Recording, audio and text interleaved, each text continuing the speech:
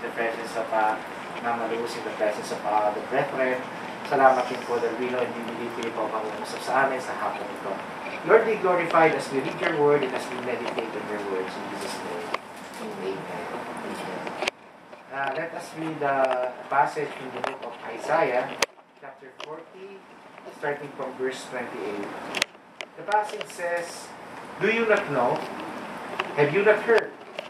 The Lord is the everlasting God, the creator of the ends of the earth. He will not grow tired or weary, and his understanding no one can fathom. He gives strength to the weary and increases the power of the weak. Even youths grow tired and weary, and young men stumble and fall, but those who hope in the Lord will renew their strength. They will soar on wings like eagles. They will run and not grow weary. They will walk and not be faint." The Lord be praised for the reading of His word. Father, we thank you for the wonders, O God, brought about by your words. We take comfort in knowing that your words are true, that your words will come to pass, and that it will not return to you void. It will accomplish the purpose for which you have sent it out, and so be it today, as we meditate upon your words in Jesus' name. Amen. Ang ganda po ng word ng Panginoon, sabi po dito, "Do you not know, have you not heard? The Lord is the everlasting God, the creator of the ends of the earth. He will not grow tired and weary, and His understanding no one can fathom." Tayo po, ang dami natin ginagawa sa buhay natin. The moment we wake up, the moment we open our eyes, ang iniisip ko kaagad ng tao, ano bang gagawin ko ngayong maghapon? Anong gagawin kong kailangan matapos sa maghapon? Tayo po, from morning till evening, sa dami ng ginagawa natin, madali tayong napapagod. At times, sa gabi, sasabihin natin, tapos na yung hapon, maghapon, hindi pa natatapos yung ating mga kailangan tapusin. And yung bodies natin are already tired. Sometimes we are already weary. Gusto na natin sumuko. Pero alam niyo po, we can take comfort in knowing that we have a God who is not like us. We have a God who doesn't grow tired. Na kahit po tayo ay napapagod, ang Panginoon, kita-kita niya po yung mga nangyayari sa atin. And He can tawag dito, nakaka-relate po siya sa atin because during the time when Jesus Christ came to earth, when God came to earth in human form, in Christ Jesus, siya rin po naranasan niya rin mapagod. And He knows very well how it is to be tired. Kaya nga po ang sabi po doon sa binasa nating passage, napakaganda po ang pagnilay-nilayan, that sinasabi po dito, He gives strength to the weary. He increases the power of the weak. Minsan po tayo, we try to accomplish things based on our own strength, based on our own wisdom. And sometimes we neglect the fact na isa lang naman ang kailangan natin gawin when we grow tired. All we have to do is think about the Lord, think about what we can do, and rest assured na kung ano man hindi natin kayang gawin, siya po yung magpupuno. Siya po yung gagawa. Sometimes we grow tired dahil po we try to accomplish things on our own. Iniisip natin, ito kailangan kong tapusin, kailangan kong magawa, kailangan pong ma-accomplish yung mga bagay na ito. But in reality, though gusto po natin magawa yun, hindi naman po natin magagawa yun kung talagang hindi tayo bibigyan ng Panginoon ng kalakasan. And even the strength that we have right now, even yung pong understanding natin, sa Panginoon nagmumula. Kaya po, we should realize na napakaganda po na sinabi, He gives strength to the weary and increases the power of the weak. Kahit nga po yung mga bata, kung tapasin niyo po yung mga batang maliliit, they are so restless. Sila po makukulit, parang hindi napapagod, parang walang kapaguran, pero pagka mga yan napagod, pag umupo sa isang tabi, pagod na. Pero sabi nga po dito, even youths grow tired and weary, and young men stumble and fall. But this is a very nice part of this passage which says, but those who hope in the Lord. Ano po ba yung hope? It is an expectation of something good that will happen in the future. Yung pong element ng hope, kasama po doon ng faith. It is the essence of things not yet seen. Believing in things that you do not see. Tulad po in the case of Mama Luz, meron po siyang hope, we believe. Even po yung mga anak niya, they have hope. In knowing na one of these days, si Mama po, makakasama pa rin natin mamamasyal. She can feel the warmth of the sun, the breeze of the air, yung pong fellowship with the people around, without fear na baka manghina o ma-infect o magkasakit. Because we know and we believe that God even sa situation ni Mama Luz, can do miracles, can do wonders. Sabi nga po, those who hope in the Lord will renew their strength. Yung ganda po nung yung hope na nakikita ko po doon sa face ni Mama. Kitang-kita po, very bright yung face niya. Yung hope is still there. And the hope that she has is something na, kaya nga po, appropriate yung kanyang pangalan, Luz. Parang it says light. Kumbaga, illuminate. Yung pong hope na nasa kanya, nag-illuminate sa face niya. Kaya po, nung huli ko po siyang makita last time, yung countenance niya during that time, syempre sabi niya, pagaling na. But yung ano niya ngayon, better. Mas, ngayon po nakakangiti, sabi nga niya sa akin, si Pastor, natutuwa po ako sa kanya because she even recognized me kahit po nakamask ako. And that's one good sign. Isang magandang hope, knowing na si Mama kept on improving. At alam niyo po ang sikreto, actually hindi na po yung secret eh. Because the reality has been mentioned in the Word, which says, those who hope in the Lord will renew their strength. Every day of our lives, kung ang ating hope sa sarili lang natin o sa ating mga sarili kakayahan, our hope will perish, mahihina po tayo. Pero alam niyo po, nakikita ko kay Mama, because well-grounded po siguro siya sa Word, kahit po sa kanyang situation, nakakapanood naman po siya, hindi nakapanood po siya ng Word. I believe that her hope is still in the Lord. And because her hope is still in the Lord, He kept on renewing her strength. Alam niyo po, maganda dito din sa sinabi sa Bible, those who hope in the Lord will renew their strength. They will soar on wings like eagles. Ano to bang merong ibig sabihin ng soar on wings like eagles? Alam niyo po ang mga eagles, you will seldom see an eagle flapping their wings.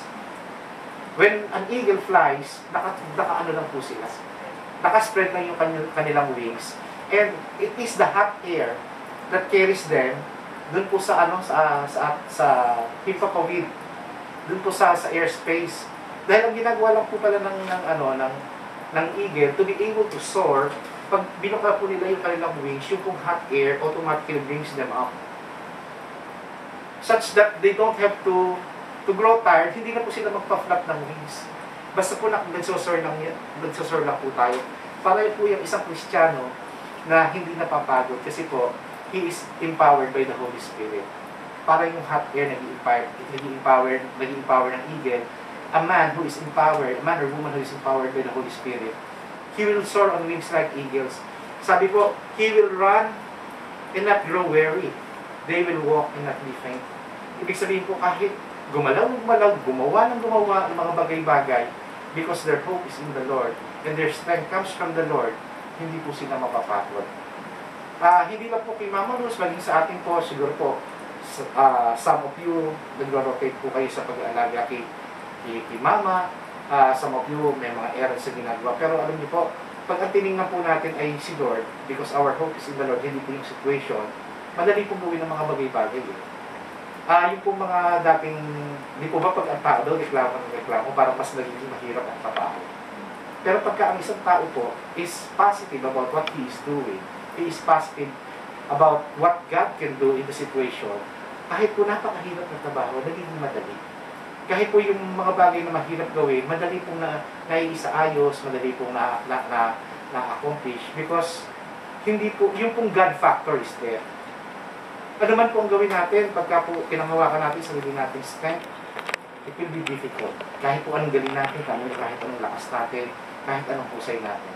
Pero kung kahit po maliit na talent lang meron tayo, but the factor, yung God factor is there, marami po tayong ma-accomplish. Saka isa po pong maganda about our hope in the Lord. Meron po siyang sinabi na the gifts and calling irrevocable. Ano po ibig sabihin na? Marami po ibinigay na gifts sa atin ng Panginoon. Yung pong talents natin, and yung calling po natin as sons and daughters of God, irrevocable. Ibig sabihin po, pag po binigay sa atin yun, hindi na po yun babawin ng Diyos.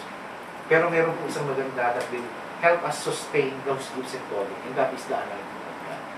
Yung pong anointing of God comes from the Holy Spirit. And it is born out of our humility before God.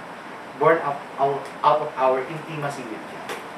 Kaya po, as we hope in the Lord, as we dwell in the presence of the Lord, surely bibigyan niya po tayo ng kalakasan, ng wisdom, ng strength, ng power to accomplish a lot of things. In the case of Mommy, I believe, long way to go. Marami pang gagawin si Mommy. Marami pa siyang testimony.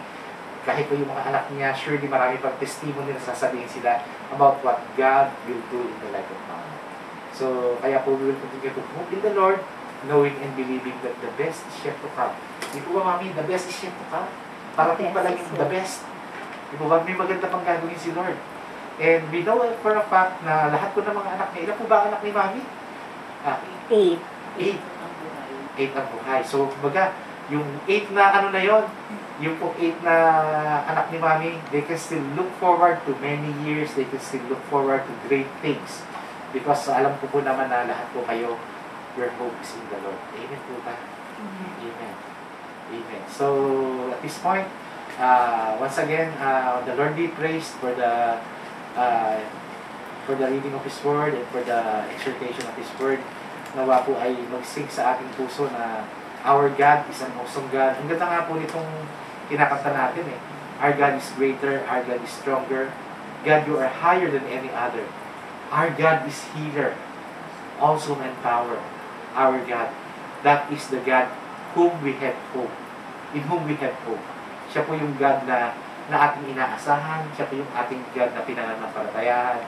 At siya po yung God na patuloy na magbibigay sa atin ng assurance that whatever happens, He will never leave us or forsake us. Tayo po'y manalangin. Heavenly Father, we thank you for your words. We thank you even for the life of Mama Luz, whom you have brought into this place. Napakabuti niyo po sa buhay ng mami namin ito, pati po sa buhay ng kanyang mga anak.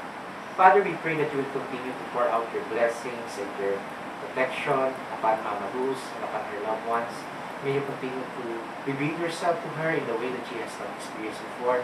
Maunawaan niyo po kung gaano kalawak at kalalim ang pag-ibig mo sa kanya. At sa bawat araw kung lumilipas, patuloy niyo po siyang dalawin, patuloy niyo po siyang akapin, ipadamang po sa kanya ang init ng kanyang iyong pagmamahal sa pamamagitan po ng kanyang mga anak na patuloy na kumakalinga at tumigil sa kanya. Lord, I pronounce and declare your blessings upon this family, upon the Sabato family, upon all the daughters and sons of Mama Luz, even upon the families that they represent. Father, I pray that you will continue to guide them and pour out your anointing and your favor upon them. Na Lord, sa bawat araw na lumilipas, you will continue to show them, Lord, yung pong mighty power mo. That you will enable them to have yung testimony kung paano mo pong ginagawa ang mga bagay-bagay sa kanilang buhay. At higit sa lahat, Panginoon, I pray that you will continue to grant them joy in their hearts, especially in what they're doing. You will continue to give them hope because tulad nga po na aming pinag-aralan, ang aming binasa, their hope is in you. Panginoon, I declare peace upon this place. I declare, O God, good health, long life, and Lord, prosperity upon this family. Salamat po, Panginoon, sa mga gagawin mo pa. Salamat po, Panginoon, sa buhay din ng mga tao na patuloy mo pong dadalhin sa lugar na ito to touch the lives of the sons and daughters of Mama Luz. Salamat po, Ama. May you embrace us today and grant us so much favor in Jesus' mighty name we pray. Amen. God bless you po. God bless you. Amen.